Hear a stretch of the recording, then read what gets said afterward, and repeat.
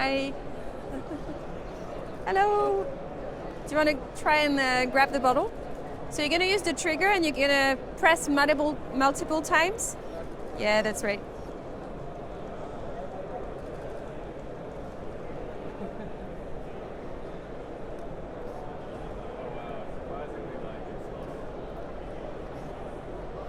Multiple times? Yeah, that's right. Maybe this one is a little weaker. Yeah. Good job. Thank you.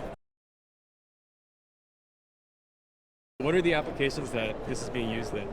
So most people who use Reachy are people doing research. So this is a robot that's meant for research purpose. It's also used by academics for education purpose.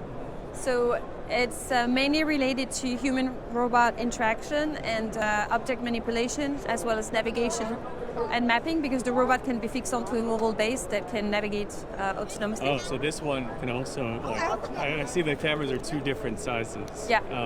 What's the purpose of that?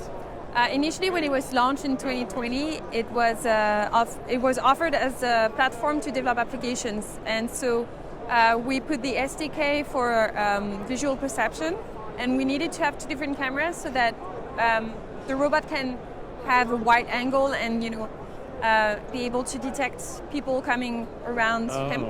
So it's two different focal lengths, one that is really wide, one narrow. Narrow, exactly, for the working space that it could have right in front of it. And so that's the reason why we had two different types of camera. Since then, we chose to go for the same camera in each eye because they can do both. But we kept the design because it gives the robot that kind of friendly look, quirky. Yeah. Looks a little, quirky. So, and then now it's just a regular stereo, two cameras, same exact one, and it's sensing depth like that. We're working on that. So you can have the stereo vision. We're just fine tuning that feature because it would really be amazing for people operating the robot using VR to have that 3D vision in order to detect some depth. But we're working on it. It's not as easy as it sounds. Yeah, that's an interesting point because when I was dropping the water bottle into your hand, I thought your hand was a little closer than it was, and ended up by actually it fell a little bit. Yeah, so 3D vision is going to be the next step for the VR teleoperation. Okay. And otherwise, we're trying to push for mixed autonomy and teleoperation, so that you can have someone operating the robot and relying on their vision, but also using the mobile base that has a LiDAR in order to detect whatever is around, and also visual perception to detect specific objects that have been programmed in the SDK. So that's what we're working on. So mixed autonomy, you mean there's some of it is teleoperated, but some of it just autonomously does by itself? Yeah, exactly. Yeah. And what would the use cases for that be, for the applications? It turns out that the people who initially want a platform to develop applications onto are really interested in teleoperation for that mixed autonomy aspect. It's much easier to take robots out in the real world when they are teleoperated as when they are running on autonomous applications. So having both combined really helps getting the robot out there and just kickstarting any type of application. Yeah. Yeah. And I see a very interesting joint around its neck. What's the background behind that joint? The background was the creation of this robot. So we wanted to have a neck joint that allows for really smooth head movements to kind of reproduce the same movement that a person's head would have. And instead of going for the classic, pan-tilt joint, we wanted to have a spherical joint. And so we developed this one specifically for Reachy, and it's called the Orbital joint. And it's been working really well so far.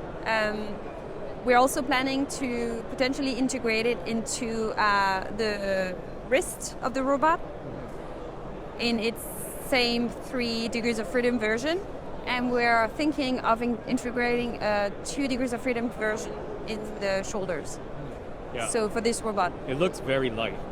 So this is that going to be one of the big benefits of using it in the wrist and all? Yeah. What about with durability compared to this version? Well, compared to this version, I guess the durability is more linked to the quality of the motors that we use. Yeah. And we're currently using dynamic cells, which are not the most robust solution out there. So I think we're going to move away from that and find some different motors in order to make it more durable. But in terms of the joint itself, the articulation, it should work better because it brings a better range of motion, and and the force is not applied the same way, and it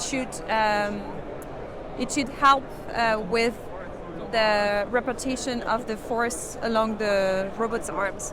And is it just one motor in there that's doing the 3 degrees of freedom movement in this joint? 3 motors. Oh, it's 3 motors. Yeah. Awesome. Thank you. You're welcome.